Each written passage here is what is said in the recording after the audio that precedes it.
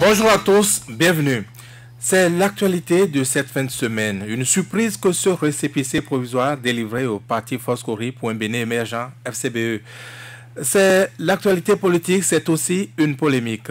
Et notre invité n'y échappera pas, du moins, il nous fera savoir son avis. Comme là, Léon Arossi, c'est lui, colonel des douanes à la retraite, ancien député à l'Assemblée nationale, 5e, 6e et 7e législature. Nous aborderons aussi d'autres sujets comme les déclarations de Jean-Baptiste Elias dimanche dernier. Comme là, Léon Basile Arossi, bonjour. Bonjour, monsieur Arossi. J'ai dit Basile Arossi, mais en fait, Basile, ce n'est pas votre prénom. Oui, en fait, je l'ai hérité. Je l'ai hérité. Basile, c'est le prénom de mon feu père. Et ça apparaît de temps en temps dans mes actes administratifs. Mais je suis Koblan Léon Arossi. Koblan Léon Arossi. Mais dites-nous, tout de go, vous êtes FCBE ou pas? Merci, monsieur Arossi. Je ne suis pas FCBE. Et je voudrais dire tout de suite que je n'attraperai pas d'ulticaire. Je n'attraperai pas d'ulticaire à avoir une carte d'adhésion FCBE. Parce que FCBE, c'est un grand parti. FCBE est un parti de l'opposition. Mais il est vrai que lorsque je me suis retrouvé en difficulté avec l'Union sociale libérale, j'ai choisi d'emprunter les couleurs de FCBE pour aller aux élections législatives. Mais je le redis, il n'y a pas à avoir d'ulticaire en ce qui me concerne à avoir une carte d'adhésion FCBE. On parlera d'ailleurs de FCBE au cours de cette émission en partie, mais vous avez eu des difficultés, avez-vous dit, avec le parti USL. Qu'est-ce qui s'est passé? Oui, vous savez, USL est un parti jeune qui d'ailleurs s'enracine. Mais moi, comme vous l'avez dit à l'entame, j'ai été député de la 5e, 6e législature. L'USL est né quand j'y étais à la 7e. J'ai une lecture des choses. Que j'ai apprises quand j'étais à l'Union fait la Nation. Et on ne s'entendait pas sur l'essentiel. Pour ne pas entraver ma libre expression et pour ne pas gêner l'évolution de l'USL dans le sens où le souhaitaient les membres fondateurs, j'ai dû m'éclipser pour leur permettre de continuer. Cela dit, il n'y a aucune rancune entre les membres de l'USL et moi. On continue de se rencontrer aux réunions de l'opposition, tout se passe bien, mais j'ai voulu choisir un autre cadre pour continuer, j'allais dire, mon combat politique. Mais vous n'avez pas de parti politique aujourd'hui, apparemment. Vous n'êtes pas non plus FCBE, vous avez dit. C'est pas nécessaire. C'est pas nécessaire parce que je connais beaucoup de gens, parce que je lis beaucoup les réseaux sociaux, je lis la presse. Beaucoup de gens qui ne se déclarent même pas en politique, mais qui font le combat et ils le font parfois mieux que nous. Mais ils n'ont pas votre bagage. Vous avez fait 3 législatures, ce n'est pas rien. Je vais vous donner un petit exemple. Vous prenez quelqu'un comme le ministre Akindes Adepeyou. Bon, je ne sais pas s'il est d'un parti aujourd'hui, mais le bagage politique qu'il a est peut-être 3 ou 4 fois supérieur au mien. Et je triche ces interventions, je les copie. Donc, l'essentiel ne paraît pas, surtout pour ce qui nous arrive aujourd'hui, malheureusement, ne pas d'être d'une formation politique nécessairement. Ça permet d'être peut-être élu quand le chef de l'État veut consulter les partis pour désigner les ministres. Bon, mais j'avoue que pour le combat qui est le mien aujourd'hui, pour ce que je comprends de la politique et par rapport à ce qui nous arrive, c'est une question secondaire. Parlons de la FCBE, parlons de son récépissé. Êtes-vous allé aux nouvelles chez vos copains politiques? Oui, j'ai été surpris hier matin quand j'ai appris la chose. Parce que nous sommes, on se parle. Et j'ai aussitôt appelé mon ami Nouré Nouakchadé, qui était mon président de groupe parlementaire à l'Assemblée. Et porte-parole du parti. Et porte-parole du parti. Dans sa voix, j'ai senti de la mélancolie. Il semble que certains de leurs collègues qui se sont détachés pour aller faire ce qui s'est passé. Et je le regrette profondément parce que ceux-là ont vu venir, ont vu ce qui est arrivé à la Renaissance du Bénin, au PSD, et qui encore, je ne sais plus. Et la logique du régime actuel, c'est de casser toutes les forces politiques qui ne disent pas les mêmes choses que lui. Et ils ont vu tout ça là devant leurs yeux, puis ils sont tombés dedans. Ça m'a fait un peu mal parce que les forces Kori pour un Bénin émergent animent aujourd'hui fortement la vie politique. Et c'est devenu un peu le miroir de l'opposition aujourd'hui. C'est vrai, il y a les forces Kori, il y a USL, il y a Restaurer l'espoir, regroupé autour du président Soglo. Ça se passe très bien, mais ce saut que certains des forces Kori viennent de faire dans l'inconnu, je crois que ça va fragiliser le parti. Mais en venant dans votre studio ce matin, j'ai lu une publication du président d'honneur qui m'a reconforté. Mais dans ces cas-là, généralement, ce qui arrive, le pouvoir va choisir son camp. D'abord, j'ai appris qu'il y a le nom du secrétaire exécutif national adjoint, le premier adjoint. Déjà, il avait... Alassane Degré, vous voulez dire non, le ministre Yarou. Le ministre Yarou. Déjà, la rumeur avait circulé qu'il voulait entrer au gouvernement. Déjà, après sa disparition, sa brusque réapparition a jeté beaucoup de doutes sur ses relations avec le pouvoir. Aujourd'hui, c'est lui qui est au cœur de la polémique. C'est vrai que c'est des choses qui arrivent, mais pour son niveau, parce que nous avons beaucoup discuté, travaillé ensemble, je crois que c'est quelqu'un qui a un très bon niveau. Je m'excuse de l'apprécier, je ne le devrais pas. Il a vu tout cela se passer et s'il tombe dedans, je suis très peiné que FCBE aussi passe par là.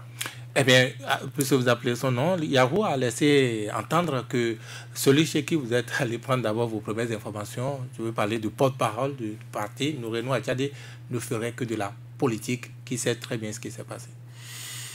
Je ne crois pas.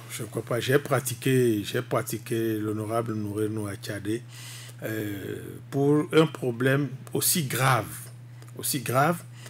et pour son attachement au président d'honneur, dont la position est désormais connue. Je crois que Nourenou Attiadé n'est pas en train de faire la politique. Nourenou Attiadé est en train de défendre une ligne politique. Ça ne veut pas dire qu'il fait de la politique. Et la ligne politique aujourd'hui, c'est de ne pas succomber au chantage que fait le gouvernement à travers le ministère de l'Intérieur. Il ne faut pas succomber. Et quel est l'état des lieux actuellement? Quel état des lieux on peut faire? Par rapport au FCBE. Par rapport au FCBE, le parti a son récépissé, mais le président d'honneur ne s'y retrouve pas. Une bonne partie de l'ancien bureau ne s'y retrouve pas. Oui, j'ai appris qu'il y a eu une réunion de crise hier. J'attends d'avoir la suite. Il y a une conférence de presse tout à l'heure. Ah bon, voilà. Donc, on verra plus clair là-dedans. Mais ce qui est à craindre, c'est que le pouvoir a réussi un de ses coups tordus en créant la division au sein des FCBE. C'est bien dommage. Mais ceux dont le récépissé porte le nom, je ne les vois pas tenir devant la machine FCBE que constitue le reste de la troupe. Mais ceux-là seraient partis, si c'est confirmé, seraient partis avec et le logo et le nom du parti. Ce n'est pas rien, ça, non? Voilà, le débat de la justice revient ainsi. Le débat de la justice revient. Et comme vous savez que notre justice est sous haute pression, vous verrez ce que ça va donner. C'est tout cela qui fait de la peine. Mais ça va être engagé. On verra la suite. Mais c'est bien dommage ce qui est en train d'arriver au FCBE. C'est bien dommage. Eh bien, nous allons revenir à présent aux déclarations de Jean-Baptiste Elias. C'était dimanche dernier. Vous l'avez suivi. Quelles ont été vos impressions? Qu'est-ce que vous avez ressenti? Merci. Ben, Jean-Baptiste Elias, je crois que par moment, je le critique même en face de lui, je le lui dis. Mais je crois qu'il a fait une très bonne sortie. Parce que les partis, puisque c'est comme ça qu'on les appelle, Union progressiste et Bloc républicain, n'en sont pas un. Ah bon? Oui, mais vous avez suivi. Je vais vous donner un tout petit exemple. Est-ce que ces deux partis peuvent aujourd'hui nous apporter la traçabilité des cautions qu'ils ont payées? Pour vous, vous soupçonnez qu'ils n'ont rien payé? Non, je soupçonne qu'ils ont payé, mais quelqu'un a dû aller leur déposer l'argent. Parce que si c'est des partis qui existent, qui ont un compte, qui ont un trésorier, on doit pouvoir vérifier un jour comment l'argent est sorti pour faire la caution. Je sais que c'est quelqu'un qui est allé déposer un sac d'argent qu'on a déposé pour payer la caution. C'est ça. Et puis, regardez, quelqu'un qui a 3 ou 4 dates de naissance, quelqu'un qui n'a pas signé des documents. Mais Jean-Baptiste Elias a tout dit. Et je crois que ça met tous ces gens qui nous donnent des leçons dans de mauvais draps, ils ne doivent plus être à l'aise dans leurs souliers. Jean-Baptiste Elias a tout dit. Et je connais ce personnage qui ne fait jamais des affirmations gratuites. J'ai même appris en ville que ceux qui tentent de le contredire, de l'insulter, qu'il aurait bien souhaité un débat contradictoire avec eux. Ben, Jean-Baptiste Elias a parlé.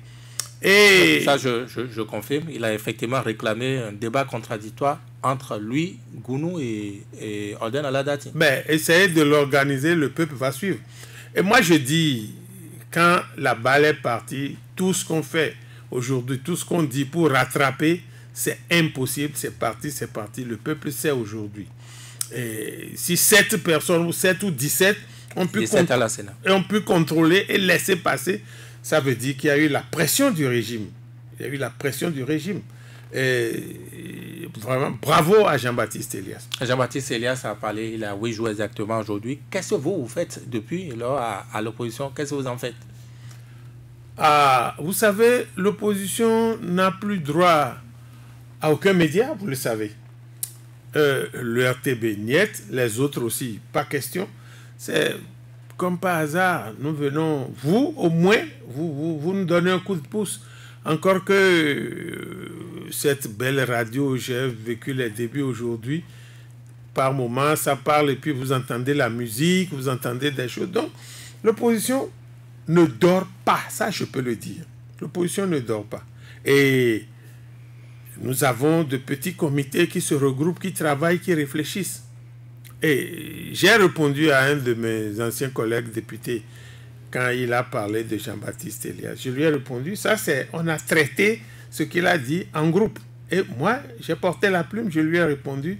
C'est vrai qu'il n'était pas content, comme il a dit, incident clos. Mais l'opposition ne dort pas. Et vous savez que même quand l'opposition demande l'autorisation pour faire une marche, les maires n'acceptent plus. Aucune radio. Il y a une télé qui laissait passer un peu, mais on l'a fermée parce que quand on lui inflige des impôts impossibles à payer, je dis que c'est prémédité. Donc voilà un peu les conditions dans lesquelles l'opposition travaille. Mais je voudrais vous rassurer que quelle que soit la longueur de la nuit, le jour va se lever. Mais qu'est-ce que l'opposition allait faire après avoir entendu ces déclarations qui viennent comme en appui, puisque certains acteurs de l'opposition disaient déjà la même chose, mais une voix de cette position, enfin, censée être neutre, viennent en appui à l'opposition. Vous aviez juste besoin de tribune pour vous exprimer, pour dire qu'il a raison. Monsieur Avancé, je vais vous lever un petit point de voile.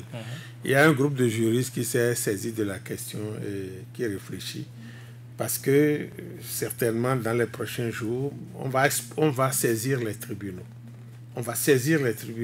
Si le président de l'autorité nationale de lutte contre la corruption a pu le dire, c'est qu'il doit avoir une part de vérité, que la justice fouille et situe les responsabilités.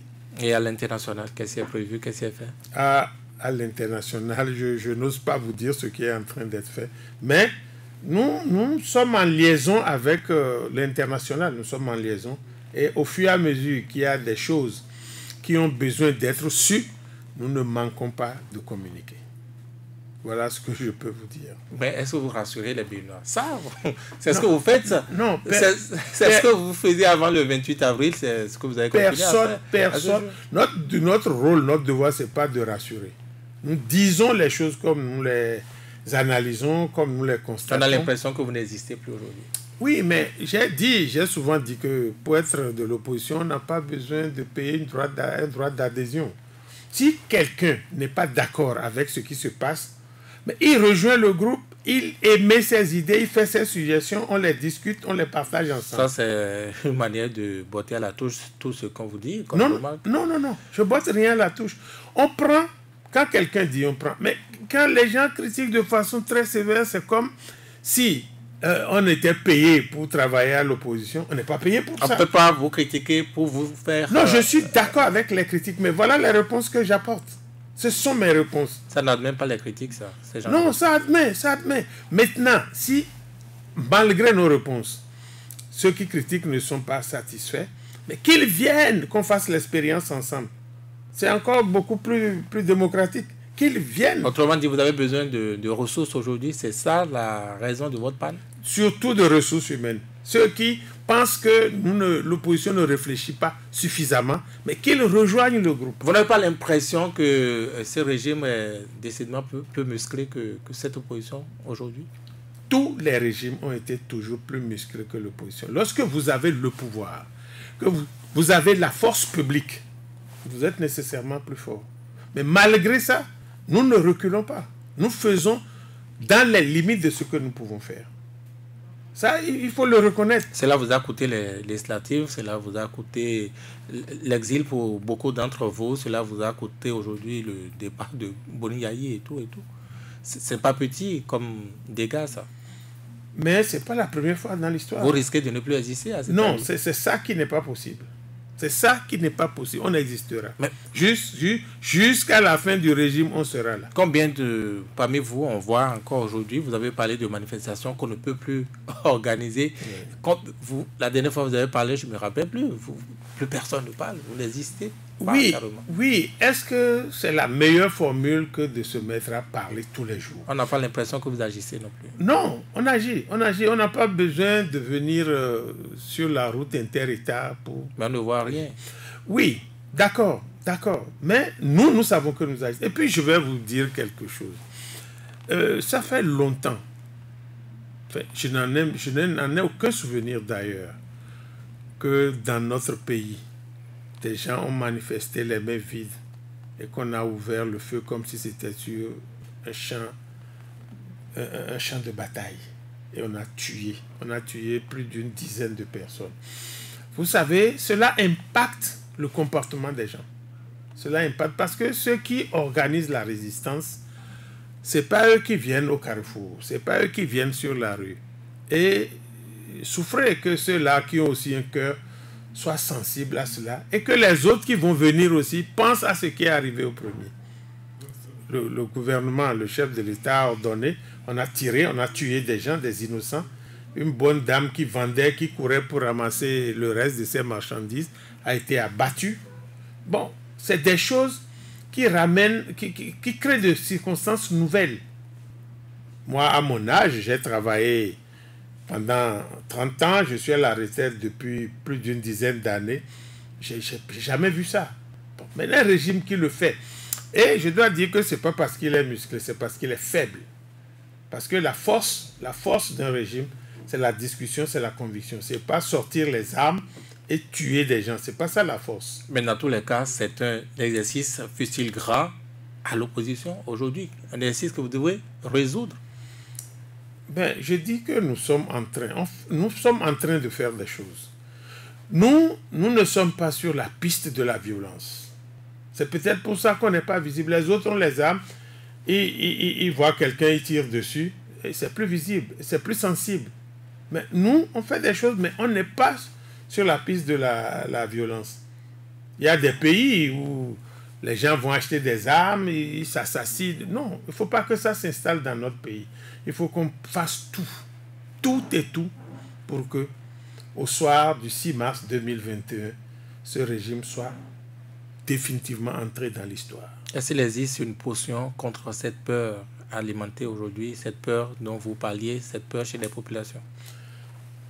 Oui, bon, c'est vrai qu'il faut comprendre. Il faut comprendre que déjà des gens qui ont des difficultés, beaucoup de difficultés pour vivre parce que le pays économiquement était déjà caporalisé par le régime, la famille, les proches parents du chef de l'État. Et avec ce qui arrive au Nigeria depuis un mois, nous allons en parler tout à l'heure. Ça s'est sérieusement compliqué. Les gens veulent d'abord tenir debout, manger et boire même de l'eau du puits avant de penser à autre chose. Et on ne peut pas ne pas tenir compte de tout ça et puis leur dire debout, on va jouer au Fidel Castro, on va jouer au Che Guevara. Non, non. Mais progressivement, nous sommes en train de relever le moral de la troupe. Qu'est-ce que vous attendez aujourd'hui? Le dialogue comme le chef de l'État l'a promis? Non, non, le chef de l'État, est-ce qu'il sait faire le dialogue? Non, il ne sait pas faire le dialogue. Il vous a promis au moins des échanges? Oui, les échanges, si vous faites attention, lorsqu'on va au palais, c'est le chef de l'État qui parle le plus. Même les ministres sectoriels ne parlent pas. C'est lui qui parle, il déverse sa conviction des choses. Il dit, c'est comme ça, je pense, non, je n'accepte pas ça, ça ne peut pas être comme ça, je veux la rigueur, je veux... Bon, puis, même quand les autres parlent, il les interrompt. J'ai vu, lorsque le chef de l'État parlait de rencontre, le président Mbeki quand il parlait, il a interrompu, je ne veux pas entendre ça. Bon, si c'est ça le dialogue, autant ne pas y aller. Autant ne pas y aller. Et puis, ce que disait le président Mbeki ne manquait pas de pertinence. Les partis sont nés. C'est vrai qu'on a mis dans le budget, qu'on a prévu, la charte a prévu, c'est mis au budget, qu'on va donner de l'argent aux partis. Mais on n'avait même pas encore donné avant qu'on aille aux élections. Où est-ce qu'on voulait qu'on trouve tant d'argent prévu par le code électoral pour régler les problèmes des partis? Mais le président Mbeki tentait de parler. On lui a dit, c'était d'ailleurs au passage, c'est bien fait pour lui. Il a choisi de servir dans ces conditions. Moi, je ne le plains pas. C'est tant pis pour lui. Mais c'est pour vous dire que le dialogue par rapport au président Talon, moi, je n'y crois pas. Aller recevoir des instructions, oui. Mais dialogue, non. Non. Mais pourtant, l'Église catholique a tenté quelque chose. Est-ce que vous avez un retour de ce côté-là? Est-ce que vous croyez plutôt à cette initiative? Je voudrais d'abord souligner le mot. Vous avez dit tenter. Et puis ça n'a rien donné. Ils n'ont pas encore dit qu'ils ont échoué. Non, ils n'ont pas dit qu'ils ont échoué, mais peut-être que le dialogue va s'achever en 2030, on ne sait pas. Parce qu'il y a visiblement que le chef de l'État ne tolère pas la contradiction. Il ne tolère pas la contradiction. Si vous vous mettez devant lui pour dire, Monsieur le Président, vous avez hérité d'un pays saccagé, banalisé, détruit, il sourit. Ben, si vous allez là-bas lui dire que c'est lui qui est en train de détruire, de saccager, de banaliser, mais il vous arrête. Il ne veut pas entendre ça. Mais voilà en fait le PSO, c'est sa nature. C'est sa nature. Et on doit en tenir compte pour le combattre. C'est tout. Ben, on ne peut pas le combattre comme on a combattu Yahi, qui, lorsqu'il sent qu'il est dans l'erreur, recule. Mais on est en face d'un personnage, presque Dieu, qui n'est jamais dans l'erreur. Jamais. Et puis avec des ministres bouche cousue, qui ne disent rien. Peut-être en aparté, quand ils sont avec leurs amis, ils respirent profondément. Mais ils évitent de parler. Mais alors, vous voulez qu'on tire quoi d'un tel dialogue? Mais s'il n'y a pas de dialogue, vous qui n'aimez pas la violence, vous en sortez comment? Mais vous avez vu que ça se fissure, non? Vous avez vu que l'édifice se fissure. Ah bon, comment? Mais je prends l'exemple du doyen des députés qui dit sur un plateau qu'il ne conçoit pas qu'il y ait des élections sans le FCB. C'est des choses qui a un an qu'on ne pouvait pas dire. Qui ne conçoit pas qu'il y ait des élections sans FCB. C'est vrai on lui aurait certainement fait des remarques.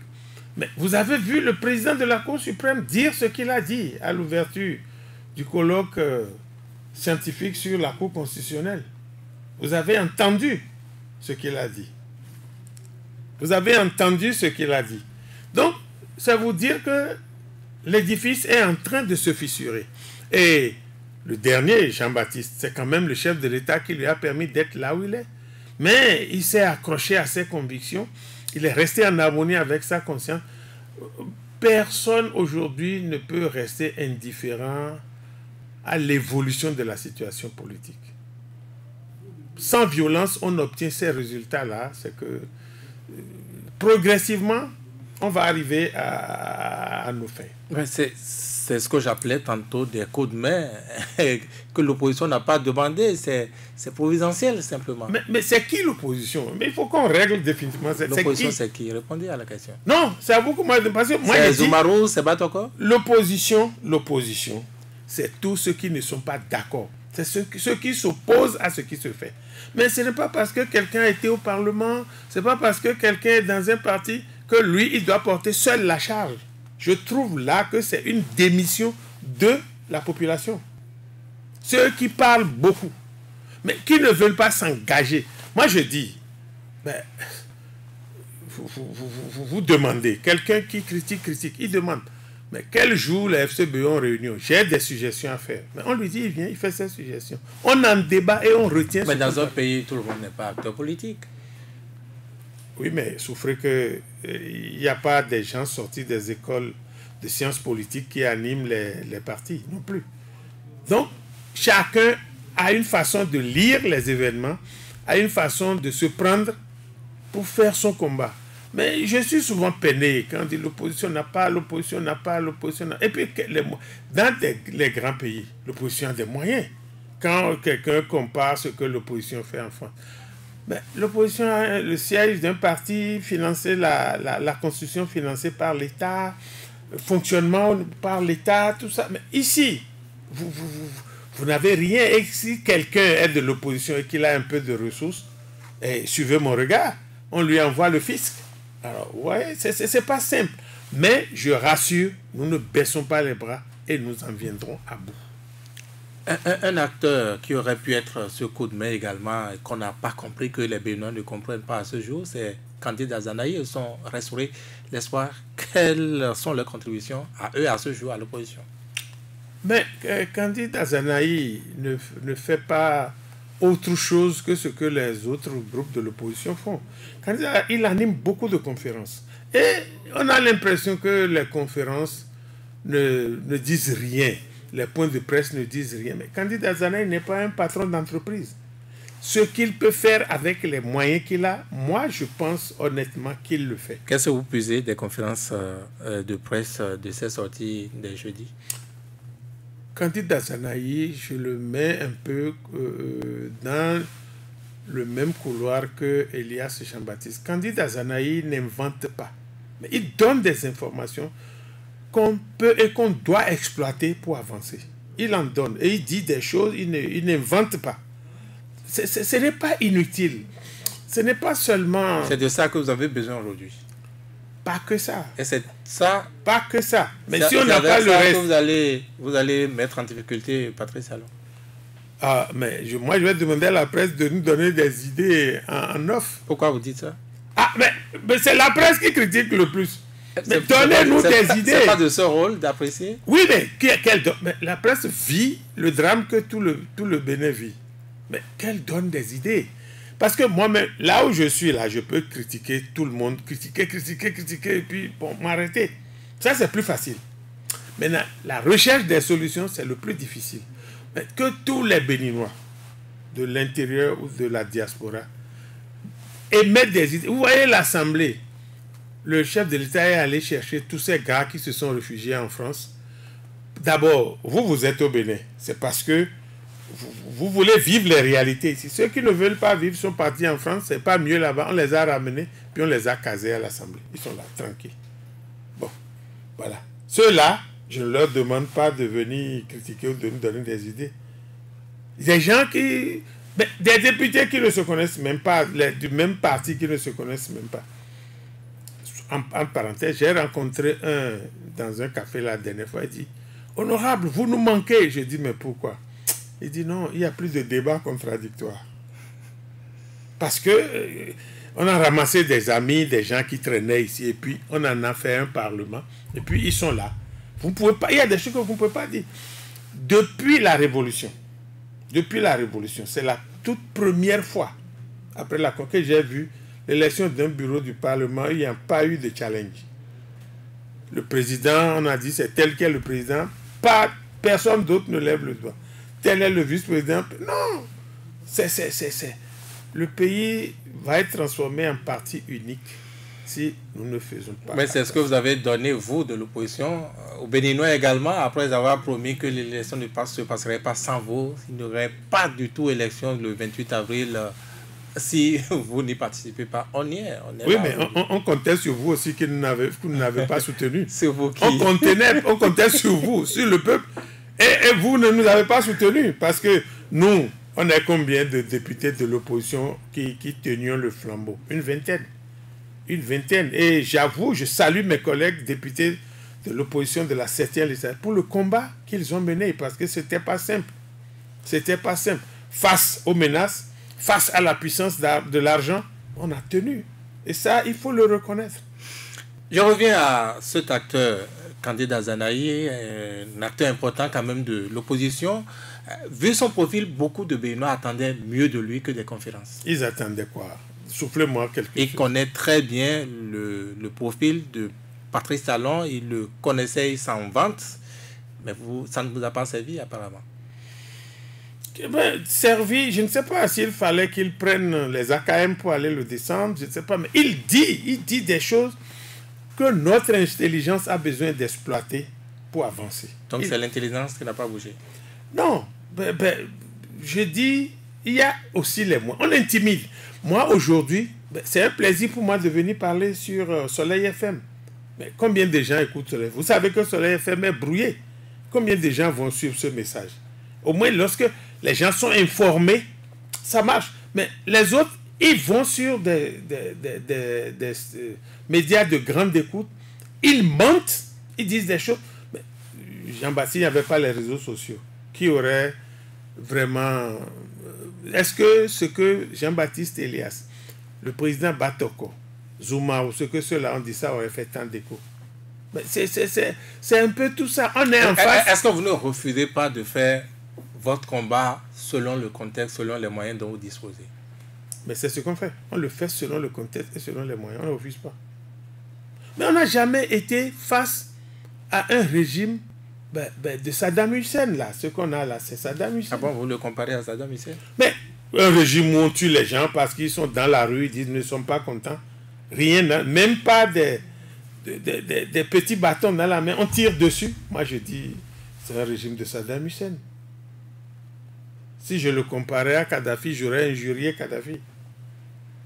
Oui, mais on n'a jamais été face à un tel régime.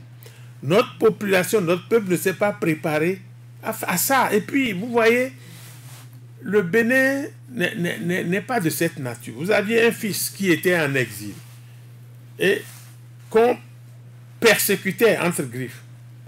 Il rentre, on le porte au pouvoir. Voilà comment il répond.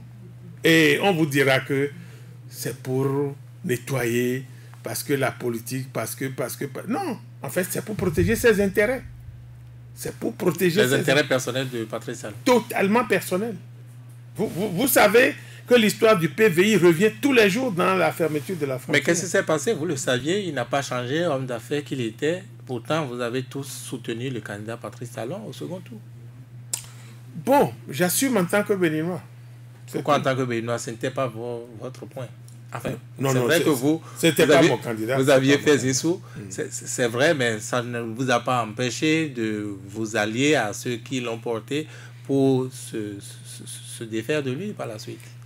Non, au fait, ma lecture de la politique, c'est que c'est pas parce que je n'ai pas soutenu un président que quand il est élu, Dès l'aube, il faut ouvrir le feu. Non.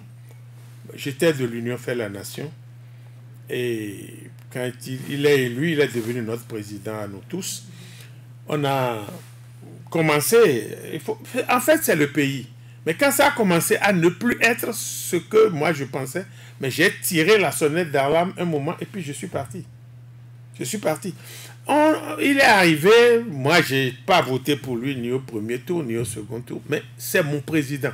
Et il fallait qu'on se mette dans le groupe pour l'aider. J'ai constaté qu'il a commencé à défaire les groupes politiques. Il a commencé à les défaire. Je l'ai dit au président de l'Union fait la nation, qui à l'époque n'a pas émis un avis contraire. Le président Bruno Amoussou. Bien sûr, je lui ai dit. Je suis resté, au moment où je suis resté très collé au président Amoussou parce qu'il a une expérience en dehors de la politique. Moi, je discute beaucoup avec lui et je sais que je retiens beaucoup de choses de nos discussions. Donc, le président de la République a commencé à casser méthodiquement les grands groupes. Alors, moi, j'ai attiré l'attention avec des exemples. Comme ça n'arrêtait pas, je suis parti. Voilà, je suis parti et ça peut coûter ce que ça va coûter. Ben, la terre tournera toujours autour du soleil. Est-ce qu'à l'opposition, vous vous retrouvez toujours comme à la veille des législatives, USL, FCBE, et Restaurer l'Espoir et consorts? Il a toujours une plateforme où vous vous retrouvez, vous échangez?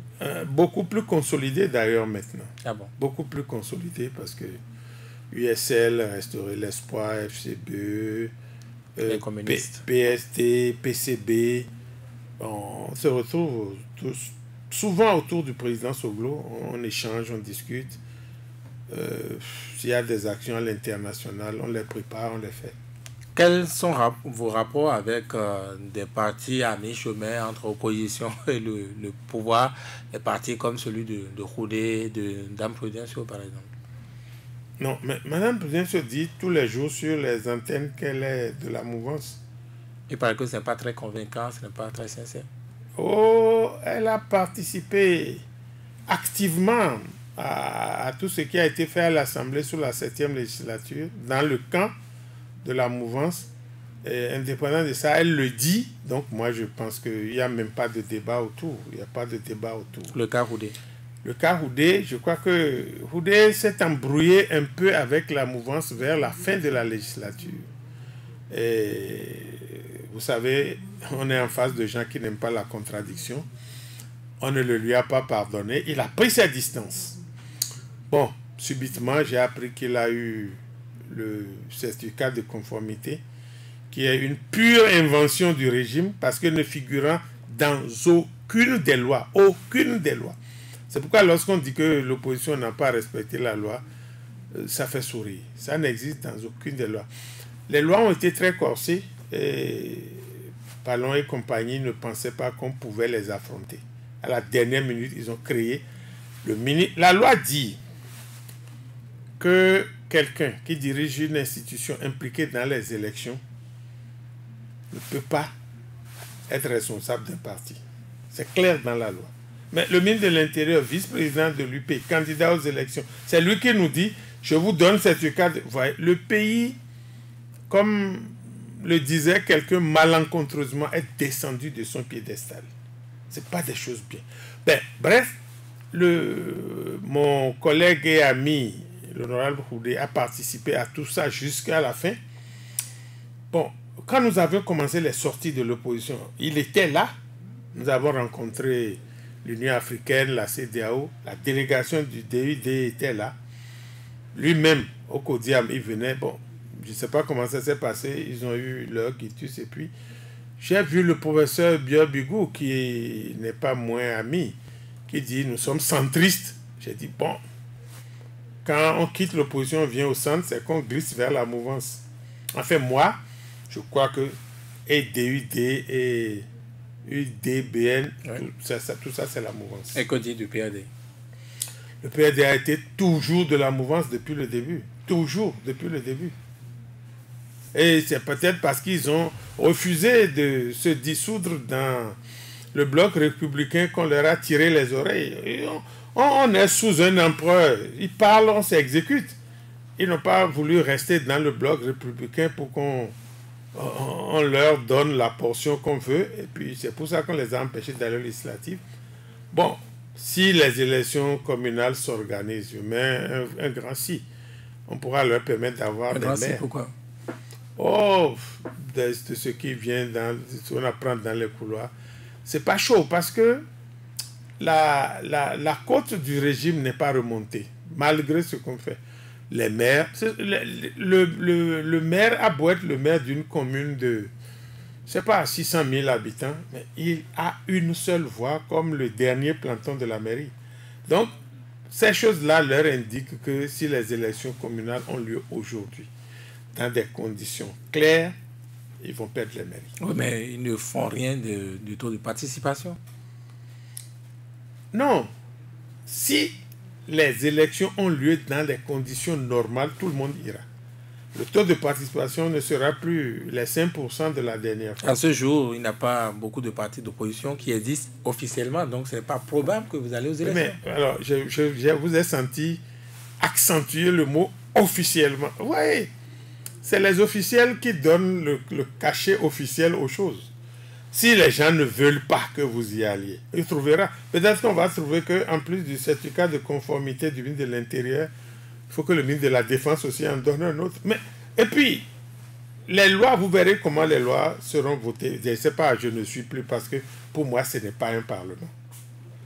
Il n'y aura pas qui sont ceux qui sont pour, qui sont ceux qui sont contre. Vous ne verrez plus ces choses-là.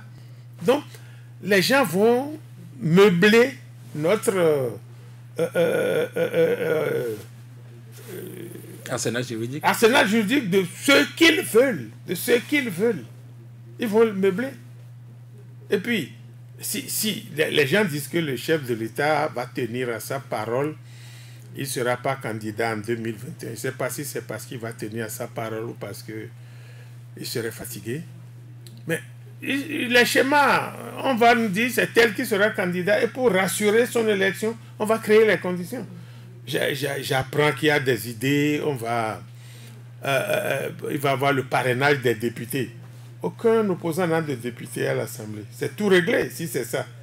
On aura des candidats UDBN, on aura des candidats Moël, on aura des candidats FCDB, voilà des choses qu'on apprend pour les présidentielles.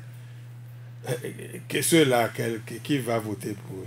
Et puis on nous donnera un ministre des Finances du gouvernement, au cas où le patron n'irait pas, pour dire à la jeunesse, voilà, on vous donne un candidat jeune, et puis voilà. Non, de toutes les façons, quand c'est comme ça, le peuple ne se met pas en condition de développement. Parce que les opposants, si vous dites des choses qui sont quand même claires, qu'on peut discuter, ce n'est pas que ça s'impose. Vous vous retrouvez devant la criette, on a créé ça spécialement pour l'opposition. Vous vous retrouvez vous pensez? Mais donnez-moi le nom d'un mouvancier qui est passé par là. Et ce n'est pas eux qui ont fait. Ceux qui ont volé l'eau, ils sont là. Ceux qui ont volé les fonds d'aide à la culture, ils sont là. Ceux qui ont commis plein de choses, ils sont là. Ils n'iront jamais devant la criette. Mais on vous dira que l'ancien directeur de la CNCB, il n'est pas moins mouvancier, moins du pouvoir. S'il était député, il ne serait jamais allé en prison. On a fini. Son rôle est terminé après les élections présidentielles. Bon, de temps en temps, on va piocher dans la troupe anonyme quelqu'un et on dit voilà, on a puni, c'est tout. Il a été victime de ça, sinon il n'a pas fait pire que ce que moi je vois. Les machines agricoles, vous savez combien de milliards ça nous a coûté? Ben, ils sont là et chaque jour ils deviennent plus forts. Et il a eu une actualité, passée pour une actualité anodine cette semaine, l'audience de la présidente de la Haute Cour de justice au président de l'Assemblée nationale. Et à cette occasion, la présidente réclamait, n'est-ce pas, que les textes, la loi organique notamment de la Haute Cour de justice soient retouchés afin d'être fonctionnels, afin que l'institution ait enfin ses premiers clients. Beaucoup ont vite vu dans la ligne de mire, n'est-ce pas, du pouvoir Maître Adrien Mbedji et sa gestion qui a été critiquée il y a quelques mois, quelques semaines. Bon, c'est vrai que nul ne peut se prévaloir de ses propres turpitudes. Ce qui arrive à mettre au président Adrien Mbedi, il l'aura voulu. Apparemment, vous l'aimez beaucoup. Je suis resté très collé à la personne jusqu'au début c'est vers fin 2016 que nos points de vue ont commencé à se séparer, à s'éloigner. Sinon, depuis qu'il a été le candidat unique de l'Union fait la nation, heureusement que tout ça là s'est pas terminé comme on le voulait. Ah bon, heureusement. Vous en arrivez juste là. Heureusement qu'on n'a pas vécu cette essence. Qui n'a pas été le président de la République. Heureusement pour le pays. Parce que ce que j'ai vu à l'Assemblée, les dégâts... J'avais, au cours d'une émission sur Canal 3, dit que les ressources de l'Assemblée étaient en difficulté. Les comptes étaient au rouge. Je l'avais dit. Oh, ça a soulevé un tollé... aussi, il règle des problèmes personnels. Aujourd'hui, on est là. Je vais vous donner 3 petits exemples de ce que le président Mbedi a fait de notre institution parlementaire. En fin de législature, l'année 2019, c'est une année de fin de législature. Tout le monde ne revient pas. On renouvelait l'assurance santé jusqu'à fin décembre systématiquement pour tout le monde. On renouvelait l'assurance des véhicules jusqu'à fin décembre systématiquement pour tout le monde. Mais ça n'a pas été fait. Pourquoi? Il paraît qu'il n'y avait pas les sous. Pourtant, le budget qu'on a eu n'est pas inférieur à ceux qu'on avait toujours eu. De toute façon, j'ai fait 3 législatures. Le budget n'a pas été inférieur. Où est passé l'argent? Ça, c'est une première question. Et selon vous, la réponse c'est quoi? Mauvaise gestion. L'argent a été utilisé.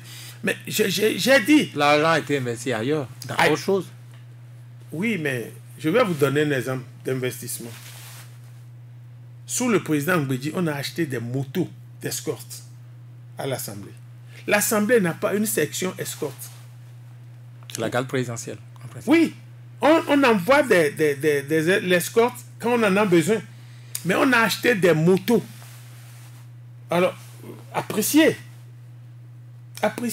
Pendant qu'on se battait pour dire qu'on va délocaliser le siège du Parlement, on a mis un bâtiment là.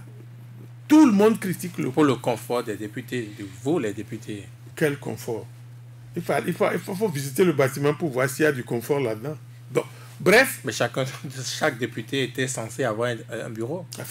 Moi, je n'ai pas eu. Certains collègues étaient à 2 dans des petits couloirs, mais moi, je n'en ai pas eu. Ce n'était même pas nécessaire parce que, les gens ont fait ça parce que la législature précédente a laissé beaucoup d'argent. Ils se sont dépêchés de le bousiller, excusez-moi le terme. Ils ont dépensé plus de 3 milliards qui étaient restés là. Laissés par Nago. Par la législature de Nago. Ils ont dépensé. Donc voilà un peu. Aujourd'hui, s'il va devant la haute cour, si j'étais avocat, je n'irais pas le défendre. Je n'irais pas le défendre. Et la rumeur apporte. Et ce n'est jamais totalement faux. Qu'on veut le contraindre à retourner au bloc républicain. Si son salut passe par là, il n'a qu'à y aller parce que je crois que politiquement, il a suffisamment sacrifié les militants du PRD pour ses intérêts personnels maintenant. Mais quelle histoire vous avez avec Maître Adrien Mbedi? Quand vous parlez de lui, on sent que vous ne l'aimez pas du tout. Je l'ai trop aimé. Et j'ai été très déçu. Je l'aime beaucoup. Mais déçu par quoi? Vous avez des problèmes personnels? Pas du tout. Mais je vais vous dire quelque chose. Le poster de Maître Mbedi est resté dans mon salon. Jusqu'à la fin du second mandat de Boni Yayi. Et quand les gens voyaient ça, ils disaient, mais qu'est-ce que ça fait là? J'ai dit, mais j'aurais pu avoir le poster de Obama chez moi. J'aurais pu avoir le poster de George Washington. Si c'est des gens que... Et puis j'ai le poster de de Rollins chez moi. C'est resté. Mais avec le temps, le rapprochement, j'ai compris que je ne pouvais plus continuer. C'est tout. Et de la même façon que j'étais passionnément proche de lui, je me suis éloigné catégoriquement et systématiquement. C'est tout. C'est vrai que la Mais vous ne lui reprochez que l'achat des motos. Non, j'ai donné un exemple. Oui. Il fut un moment où les cotisations à la Caisse nationale de sécurité sociale des agents prélevées sur leur salaire n'ont pas été versées. Ah bon? C'est des choses qui ont des traçabilités. Allez vérifier, non? Et si le député à Rouen-Blanc en vient à dire ce qu'il a dit, vous croyez que c'est... Non. Non, ils sont des adversaires politiques, et je dirais des adversaires jurés aujourd'hui. Ça peut s'expliquer. Oui, mais ça veut dire que ce que l'autre couvrait hier, il a fini par le dire. Et s'il le dit en public... Et ça également, c'est un problème. Non? C'est un problème. Bien sûr, s'il le dit en public, ça veut dire allez vérifier. S'il le dit en public, s'il le disait dans la rue, dans 2 ou 3 personnes, s'il le dit à l'Assemblée, ça passe sur les médias, ça veut dire que ce n'est pas faux. Moi, je l'avais dit et on m'avait accusé. Je l'avais dit, j'avais prévenu, on m'avait accusé. Ben, ils n'ont qu'à aller faire le contrôle. Les missions, il faut qu'on vérifie tout ça. Nous, qui ne sommes plus retournés là-bas, l'Assemblée a des dettes envers nous. Ça ne s'est jamais produit. L'Assemblée a des dettes envers nous, des primes de cession qu'on doit nous payer, qu'on n'a pas reçues, et que peut-être qu'on ne recevra jamais. Bon, mais ce n'est pas le plus important, mais ce qui lui arrive, il n'a qu'à se débrouiller pour gérer. Voilà. Parlons d'une autre actualité, la fermeture de frontières avec le Nigeria. Pour beaucoup, enfin pour certains, c'est un coup de main à l'opposition. Oh non, pas à l'opposition, pas un coup de main à l'opposition. Vous savez, notre économie, depuis longtemps, ça c'est pas sous le régime de Patrice Talon, notre économie ne cherche pas à prendre ses marques. On est dans la réexportation éternelle. Ce n'est pas une bonne chose. Et pendant que les autres sont en train de se battre pour structurer leur économie, notre rôle de plaque tournante de réexportation les déstabilise. C'était déjà arrivé sous Shehu Shagari. C'est revenu. Président nigérien, toujours. Oui. C'est revenu sous Buhari. Quand il avait fait coup d'État, il était arrivé au pouvoir. C'est revenu sous lui. Et ça revient encore. Bon. Il faudrait. Voilà que. On a un président qui seul connaît tout à toutes les solutions. Sinon, on s'assoit pour savoir ce qu'il faut faire. Parce que ça, là, je ne lis pas le système globalement. Moi, je ne le lis pas à un régime. Mais par contre, cette réexportation ne profite pas au pays. J'ai vu des documents signés du ministre Ouadaï où, sur les camions de Dangote qui traversent le pays, on perçoit, je crois, 80 000. Le trésor public n'a que 25 000. 50 000 francs au PVI, 5 000 francs au CNCB. Ça circule sur les réseaux, ça. Mais quand le pays doit faire ces efforts-là, le pays doit créer ce climat des affaires pour que ça ne rapporte qu'à une seule personne ou à un petit groupe, ce n'est pas bon non plus. C'est par rapport à ça que ceux qui ne sont pas pour la façon dont les affaires sont gérées jubilent. Moi, je ne jubile pas parce que, vous savez, les plantations maraîchères dans le Mono, c'est plein. C'est pas que dans le Mono, mais je suis allé à une réunion à Agoué dans la semaine. Les paniers de tomates le long de la voie, ça fait pitié. Le PVI ne ressent pas ça. Et puis les gens du PVI sont suffisamment rassasiés. Ça ne leur dit pas grand-chose. Donc moi, je ne me réjouis pas. S'il y a des gens qui disent que c'est un coup de main à l'opposition, je crois que c'est un peu exagéré. Cela n'a pas valu tout au moins un tout petit communiqué non plus de la part de l'opposition, d'un parti de l'opposition. Ben, on aurait envoyé le communiqué à Soleil FM, ils auraient brouillé. Non, mais brouillé, il a les réseaux sociaux. Vous savez par quel canal communiquer. Il n'y a pas que Soleil FM. Oui, mais ce communiqué, ça aurait fait quoi? Ça aurait fait quoi aux paniers de tomates qui sont alignés de Ila Kondi jusqu'à Grand Pont? Qu'est-ce que vous dites de la gestion de cette crise par le gouvernement? Est-ce que le gouvernement s'en soucie en fait? Vous savez, il y a un ego trop poussé. Un ego trop poussé, ça fait que les difficultés sont en face, on ne les reconnaît pas. Il faut d'abord reconnaître la difficulté, chercher les causes, les origines pour gérer. Et puis, on est dans un système où les ministères, bon, il fallait des ministres, on les a nommés, mais est-ce que vous entendez des ministres prendre parole? Dans les grandes démocraties, il y a des ministres qui prennent la parole, qui disent des choses. Mais ici, il faut marcher sur les œufs. Il faut marcher sur les œufs. Ça a toujours été ainsi, non? Non, pas toujours. Ah bon, ça avait toujours été ainsi sous les autres régimes? Non, je ne crois pas. Je suis pas très vieux, mais je suis pas très jeune non plus. Il y a des choses. Il y a toujours une tendance à canaliser un peu, mais ici, ce n'est pas canalisé, c'est caporalisé. C'est pas canalisé. C'est l'opposant qui parle. Bon, c'est l'observateur politique. Pour certains, ce qui arrive du Nigeria également désigne possible le PVI à travers son promoteur ou ses promoteurs. Non, ça, je n'en doute pas. Mais moi, je continue de penser que ce n'est pas à cause du PVI que la frontière est fermée. Mais je dis, le PVI fait un mauvais usage des recettes qu'on collecte. Le PVI prend la grande partie. Mais j'ai été douanier. Il y avait les vérifications depuis notre temps. Je suis parti à la retraite, ça fait 13 ans et plus. Il y avait déjà les vérifications Cotecna, SGS, il y avait tout ça.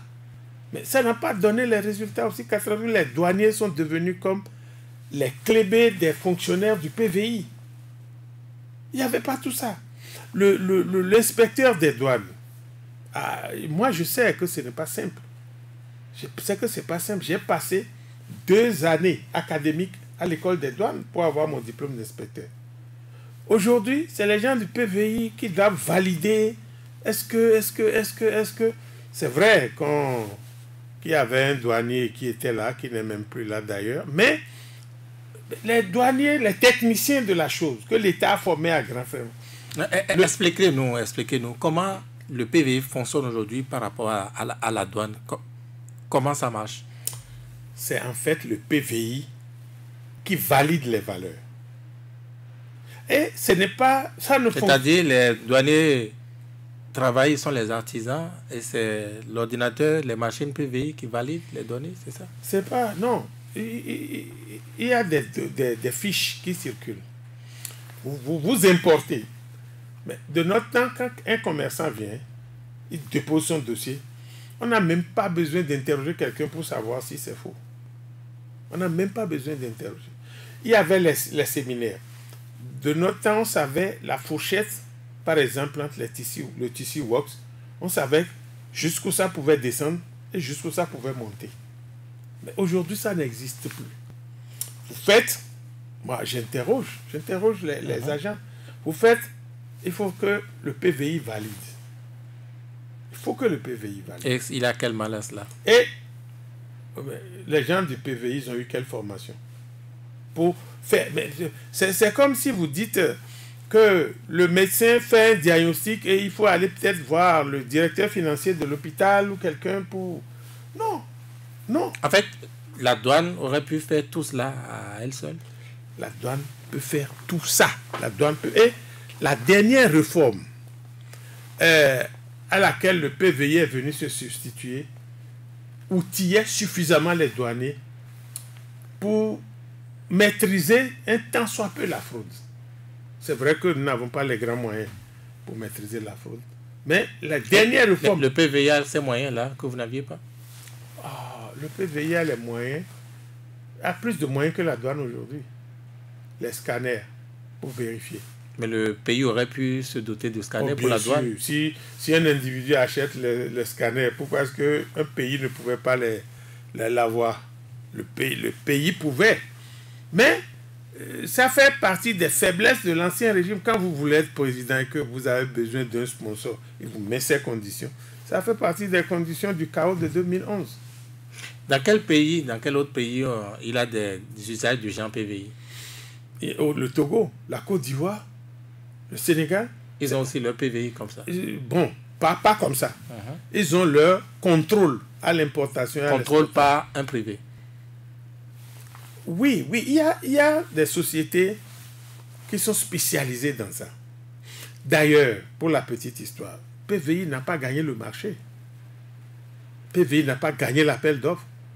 PVI s'est caché sous SGS. Le dépouillement, c'est SGS qui a gagné. C'est quand ils ont fini de gagner qu'on a dit à SGS de se retirer.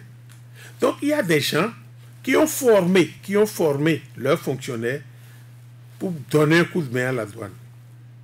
Le PVI n'a pas gagné. Puis dans le DAO, il fallait avoir fait ça au préalable. Le PVI n'avait jamais fait. Bénin Contrôle, vous l'avez dit. Bénin Contrôle plutôt, n'avait jamais fait.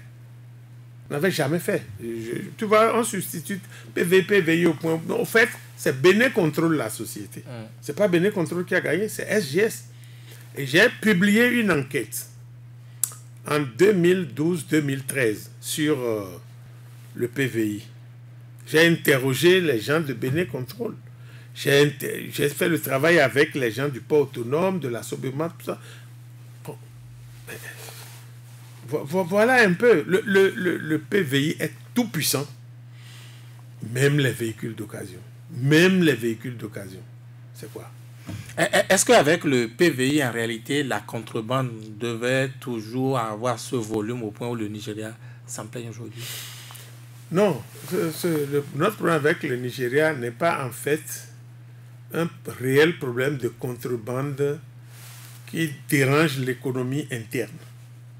Le Nigeria a une liste de produits qu'il ne veut pas qu'on amène sur son territoire à partir des pays limitrophes. C'est ça qui s'entend contrebande chez eux. Mais la fraude ici n'a pas un lien avec ça. Bon. Et puis, la fraude, ça existe. Même la France perd beaucoup d'argent dans la fraude malgré les systèmes de contrôle. Oui, ils perdent beaucoup d'argent. Ça existe toujours. Mais aujourd'hui, c'est que, en fait, nos tests sont rangés de côté.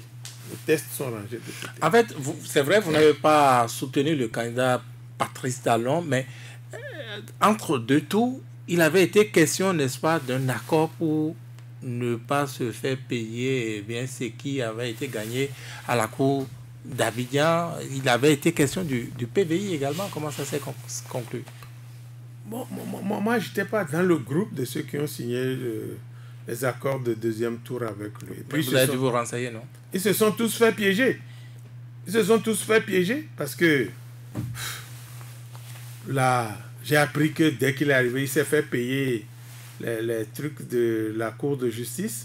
Il s'est fait payer cela et il a encore pris PVI. Il a repris PVI. Il s'est payé doublement. Mais vous savez, je crois que c'est le personnel de la ruse même. Quand le ministre, alors ministre de la Justice, Djogbenou, l'avait dit que désormais on va gouverner avec ruse et rage, il n'a ajouté que la rage. C'était déjà la ruse. Dès que les élections présidentielles sont passées, tout ce qu'il avait dit, c'est rangé. C'est rangé. Plus rien. On ne voit plus rien venir. Donc, moi, je dis, les gens là se sont fait avoir. Point. Et puis, il y avait une mauvaise appréciation des choses. On a trop développé le racisme. Lionel, c'est un blanc. Il ne faut pas voter pour un blanc. Je comprends notre langage, nous, descendants de Béhanzin, Bioguera et tout ça. Mais, je trouve que on a évité un danger pour courir le pire. Je trouve qu'on a évité un danger pour courir le pire. Je reviens aux élections et à l'opposition. Est-ce que vous préparez, vous êtes dans la logique des communales et municipales de l'année prochaine? Bien sûr, mais pas à n'importe quel prix. Pas aller prendre un récépissé ou un certificat de conformité à 1h du matin dans les couloirs du ministère de l'Intérieur. On veut, ça dit, il faut libérer l'espace politique, comme l'a dit le ministre Soumarou, doyen des députés. Il faut libérer l'espace politique. Quand on dit qu'on est compétiteur, c'est là qu'on le trouve. C'est pas en trichant tout le temps qu'on est compétiteur. Si on libère, l'opposition va rafler la plupart des mairies. Ça, ils le savent. Ils le savent.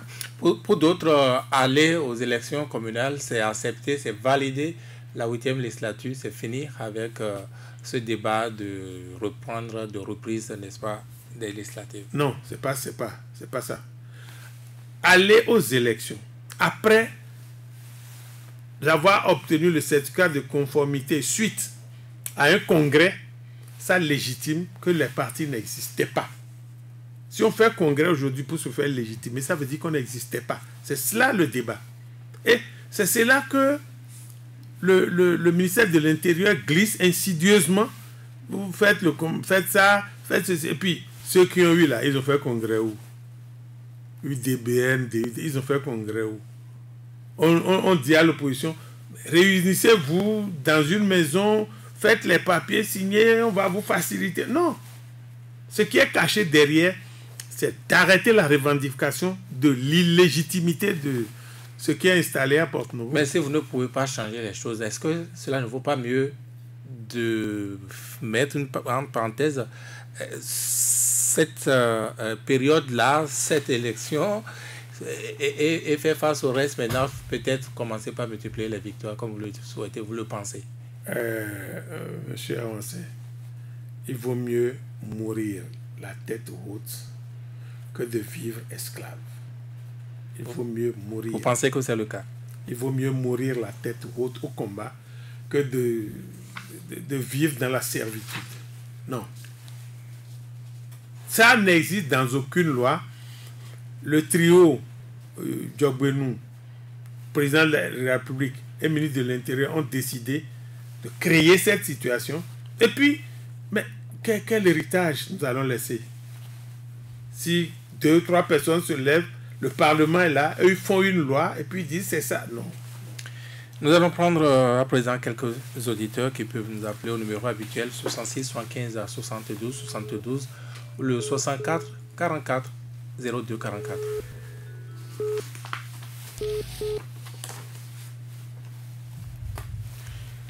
Notre tout premier auditeur en ligne, bonjour. Oui, monsieur Vigile Avancé, bonjour. Bonjour, monsieur. L'honorable Afonsi, bonjour. Bonjour, monsieur. Oui, moi, c'est Anselmo Pindior, je vous appelle depuis Calavi. Oui, allez à vos questions. Ok. J'ai 2 préoccupations. La première, sans les opposants à l'élection, ce slogan que qualifier aujourd'hui M. Arouassé de nul, je vous repose encore la question de savoir. J'ai l'impression comme si vous êtes en train d'accepter qu'aujourd'hui, les élections ont été faites dans notre pays.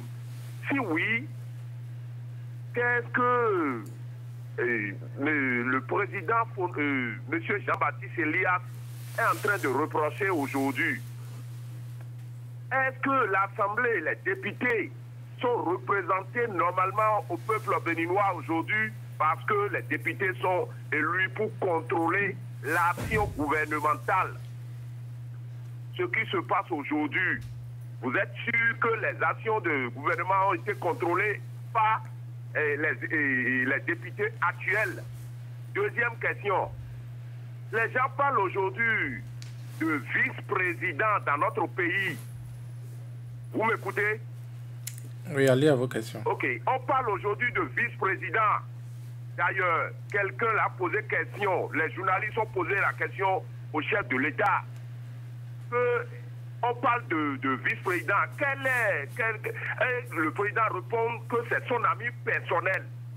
Pourquoi est-ce que tout le monde peut s'apprendre aujourd'hui de président Talon?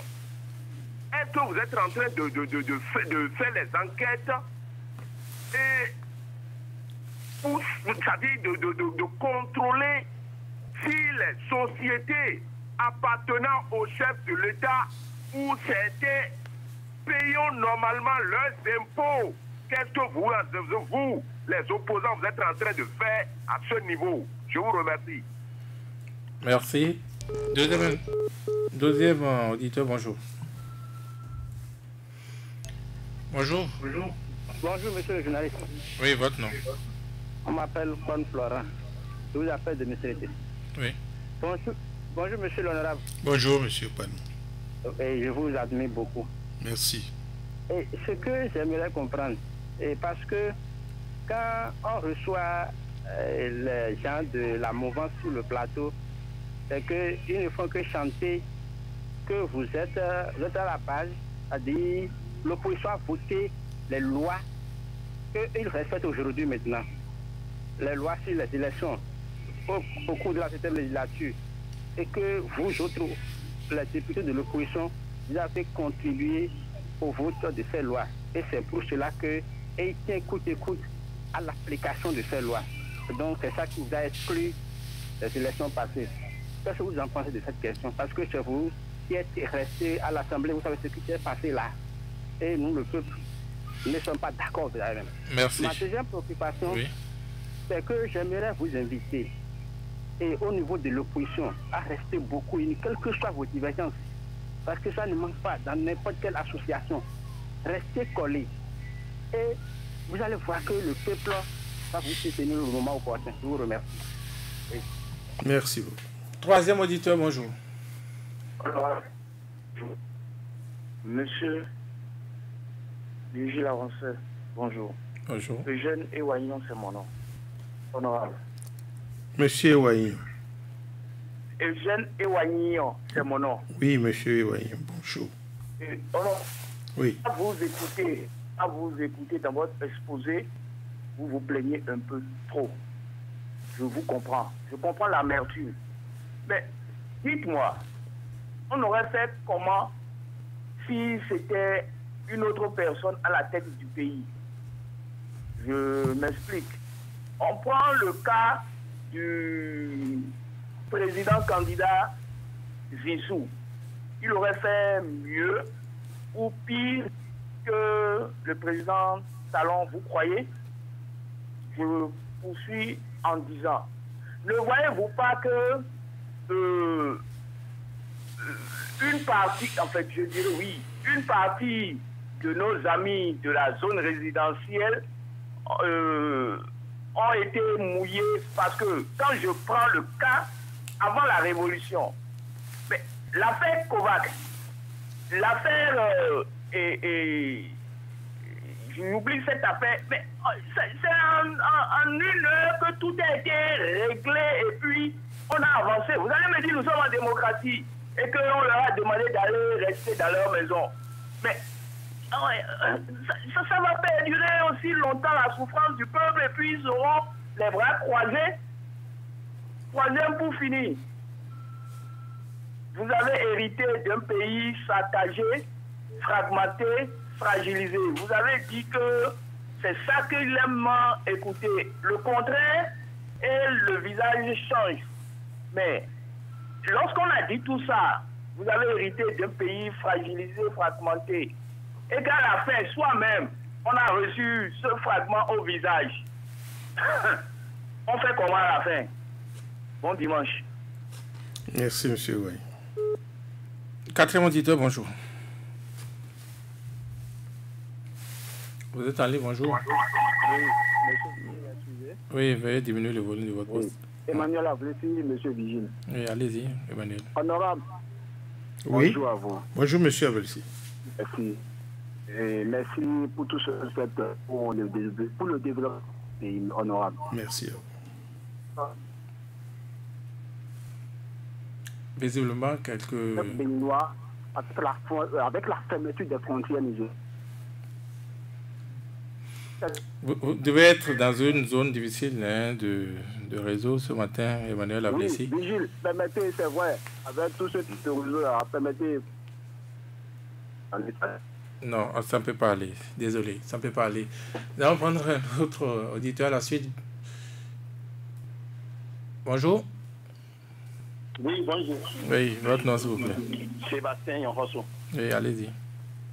Et bonjour, honorable Rossi. Bonjour, monsieur Yonrosso. Je vous aime, je vous admire. Merci beaucoup. Mais votre démission et du l'USL en sourdine, sans justification claire, pose un problème éthique à mon niveau. Chacun pouvait l'interpréter de sa manière et cela ne fait pas bien à votre honorabilité pour les générations à venir. Mais le problème n'est pas là. Car le problème du Bénin aujourd'hui, ce n'est pas les partis politiques. Aujourd'hui, c'est comment faire pour libérer le Bénin et que nous revenons sur la voie démocratique. Bon, première question, à quoi servira les récépissés aujourd'hui si vous, l'opposition, n'a pas de députés à l'Assemblée nationale? Parce que c'est là où tout se décide. Et je ne sais pas si aujourd'hui on va donner les récépissés. Est-ce que vous exigez une réorganisation des élections législatives ou bien vous préférez prendre les récépissés et aller aux élections communales et après on va démettre vos maires parce que vous savez ce qui se passe avec les maires. Un jour on peut vous enlever pour ci et pour ça. Donc, et c'est à l'Assemblée cela se décide. C'est ça ma gêne. Qu'est-ce que vous en pensez? Quelle est votre position sur cette question? Sébastien Yonrosso, je vous remercie. Nous allons prendre le 6e et tout dernier auditeur. Bonjour. Bonjour, votre nom.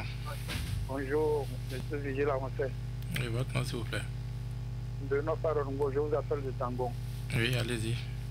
Bonjour, M. Basil Arossi, l'honorable. Bonjour, monsieur Fadongo. Je voudrais vous demander, est-ce que la politique est synonyme de la tricherie? C'est ma première question. Deuxième question, reconnaissez-vous, M. Korogoné, à l'opposition? Si oui, quelles sont vos relations? Merci. Ok, nous allons revenir dans ce studio. Un tout dernier. Bon, nous revenons dans ce studio. Donc, vous laissez la parole, honorable Léon Comlar aussi. Oui, merci à nos auditeurs. Et je voudrais parler de M. Penjo. M. Penjo, je crois. Il dit qu'il n'y a pas eu d'opposants aux élections législatives. Est-ce à dire que l'Assemblée peut jouer son rôle de contrôle de l'action gouvernementale? Mais je voudrais lui demander de tirer comme moi les conséquences. Que on n'a pas une Assemblée nationale, on n'a pas un Parlement. Parce que, je vous l'ai dit tantôt, il n'y a pas de débat contradictoire. Ça s'est déjà dessiné à l'occasion de l'élection du bureau. Donc je vais demander à M. Kwengo seulement que c'est pour éviter tout cela que nous avons envoyé à l'Assemblée que nos amis, nos parents qui traînaient en Europe ou qui traînaient à Cotonou, on les a casés là-bas. Ce n'est pas pour contrôler l'action du gouvernement, c'est pour applaudir les actions du gouvernement. Ça, je crois qu'il faut que ce soit clair dans nos têtes. Et quelqu'un a dit que l'opposition a voté les lois et que aujourd'hui, les gens disent que, comme pour dire à terre, c'est notre propre chicotte qui nous tape. Non. Monsieur Panou, je voudrais vous dire, apporter quelques éclaircissements. À l'Assemblée, lorsqu'on a fini de faire un vote, les résultats se donnent de la façon suivante. Qui sont ceux qui sont pour? Qui sont ceux qui sont contre? Abstention. Donc, au moment des résultats, on vous dit 60 pour, 20 contre, 3 abstentions. Ça fait 83, on dit la loi numéro 30 est adoptée. Si ceux qui sont contre dépassent ceux qui sont pour, on dit c'est rejeté. Or, il s'est fait que le président Ngwedi a introduit un système jamais vu. De toute façon, les trois législatures que j'ai passées là-bas, c'est sous sa législature que je l'ai vu. Il dit, voté à l'unanimité des députés présents, sauf un. Or, dans la salle, parfois, il y a 40 députés, il y a 30 députés. Il s'est fait que sur ces lois-là, nous n'avons pas contesté systématiquement toutes les lois. Ça, c'est la première remarque que je voudrais faire. Il y a pendant les travaux en commission, il y a des choses que nous avons rejetées et ça fait partie des habitudes parlementaires qu'on boycotte la séance.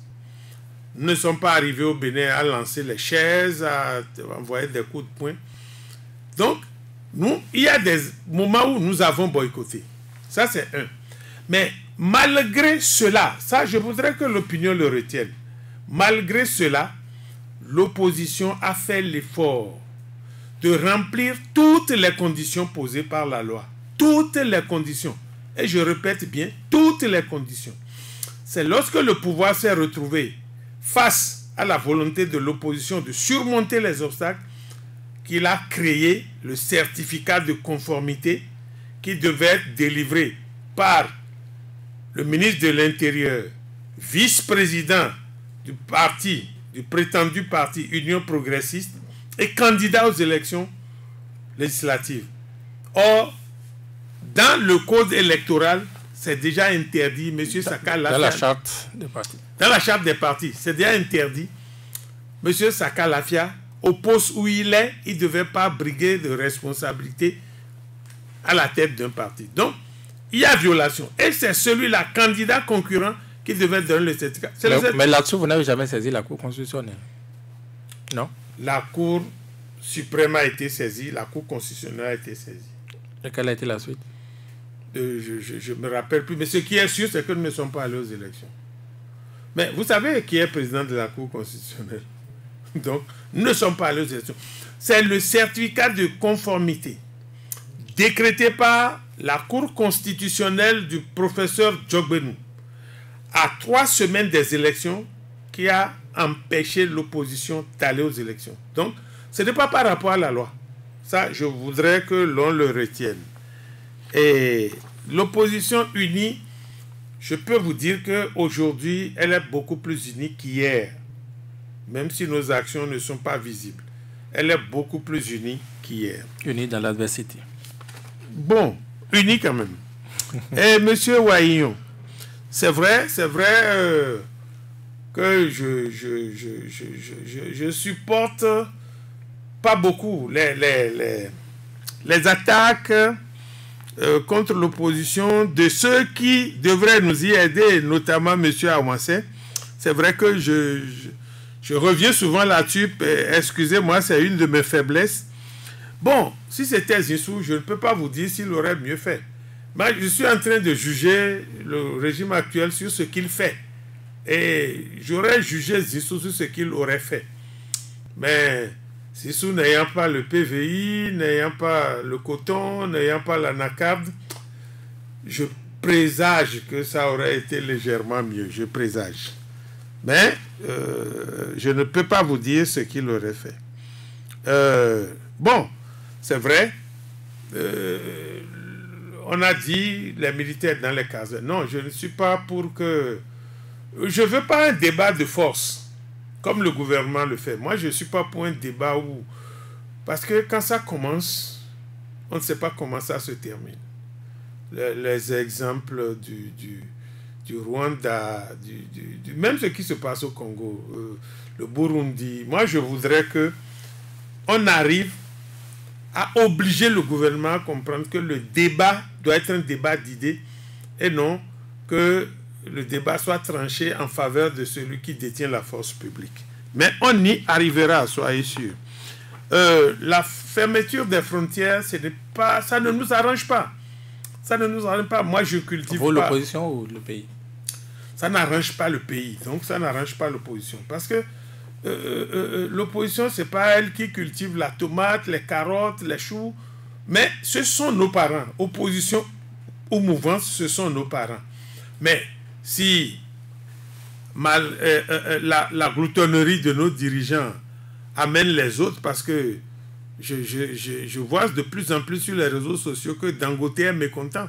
Si on doit lui prendre 80 000 sur un camion qui passe et que 50 000 aillent dans la poche des privés, d'un privé chef de l'État, je dis que ce n'est pas ces choses-là. Mais la fermeture de la frontière ne devrait arranger personne. Personne alors.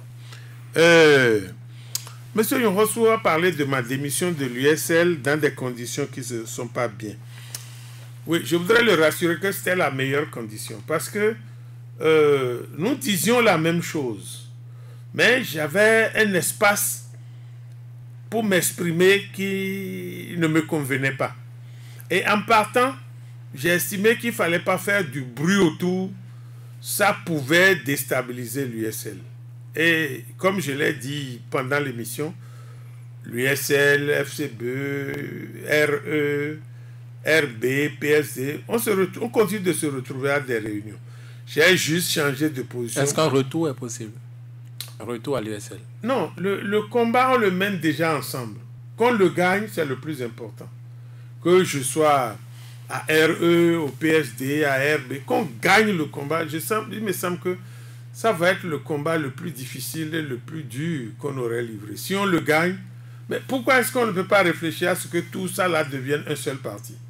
Alors, peut-être que c'est la voie que vous avez désormais avec FCBE et son courrier qui vous sont désormais arrachés. Bon, de toutes les façons, j'ai dit, je suis parti, je ne suis pas parti très loin de l'USL, puisqu'on est restés tous dans l'opposition, on continue le combat ensemble. Oui, il faut libérer le pays. Vous avez parfaitement raison. Le pays est enchaîné, le pays est dans les geôles. Je suis d'accord avec vous qu'il faut libérer. Et vous avez dit à quoi ça sert aujourd'hui d'aller aux élections communales et municipales alors que l'Assemblée en est exclue. Vous avez parfaitement raison. Pour nous, cette Assemblée n'existe pas. Cette Assemblée n'existe pas. Parce que on peut aller aux élections et puis ils peuvent décider d'attribuer le nombre de maires qu'ils veulent à l'opposition. Et puis même, les maires de l'opposition qui sont élus, on va les déstabiliser. On va les enlever, on trouvera... On pourra les destituer. Mais cette question, nous tendons déjà vers la fin de cette émission. Vous allez répondre, Korogoné, opposant, vous l'acceptez dans l'opposition. C'était une question de Benoît Fadongo. Non, je ne sais pas pourquoi il y a cette question, parce que opposant, M. Fadongo même, s'il est contre ce qui se fait aujourd'hui, s'il n'est pas d'accord, il est opposant. Et puis, il n'y a pas des pièces à fournir pour être opposant. Il demandait si vous étiez en relation, vous avez des contacts. J'ai un contact étroit avec Korogoné. La dernière fois qu'il a été primé... vous étiez son parrain. J'étais son parrain. Donc, je parle avec lui. Je lui dis ce que je peux lui dire. Et il prend ce qu'il peut prendre dedans. Vous aimez le modèle? Ah, il me déçoit pas, il me dégoûte pas. Nous sommes au thème de cette émission. Merci de m'avoir donné l'occasion de m'adresser à nos populations, mouvanciers comme opposants. Et je crois que nous avons un devoir commun envers le pays. C'est de nous mettre ensemble pour le libérer. Parce que le pays est dans les chaînes. Le pays est pris en otage par un groupe d'intérêts financiers. Et si nous nous laissons, après 2021, cela se poursuivre, c'est vrai qu'on nous annonce des candidats, il y aura un candidat jeune pour cotiser les jeunes, on va mettre du vernis avec les partis que le régime a fabriqués. Il faut qu'on prenne conscience de tout cela, qu'on continue de se battre pour que cette assemblée finisse par lâcher et qu'on se batte pour que 2021 on renverse l'ordre des choses, parce que à l'allure où le pays va, où nous n'avons presque plus de bons rapports avec les pays qui nous entourent, nous ne pouvons pas continuer de vivre comme ça. Merci à vous, Commandant Léon Arossi, colonel des douanes à la retraite, 3 fois député, 5e, 6e et 7e législature. Merci aussi à René Tatou et surtout merci aux amis auditeurs. Sans langue de bois, c'en est fini pour aujourd'hui. À dimanche prochain.